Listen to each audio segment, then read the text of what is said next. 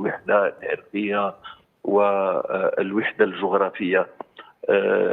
ذكر ربما الأستاذ بالحديث قبل قليل أهمية هذا التلاحم.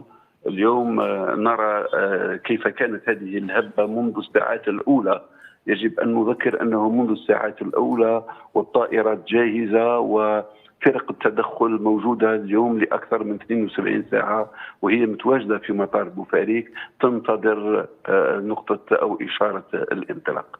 نعم، إذن قبل أن نواصل النقاش لا بأس أن نذكر مشاهدينا بأنه بعد إعلان وزير العدل المغربي بقبول المساعدات الجزائرية، أمرت السلطات العليا في الجزائر بتجهيز 3 طائرات، 2 خاصتين بشأن الأدوية والأفرشة والخيم والمواد الغذائية أيضا، وطائرة ثالثة لنقل عناصر الحماية المدنية المرفقين بكافة التجهيزات والوسائل الخاصة مع هذا النوع من الكوارث بما في ذلك الكلاب المدربة.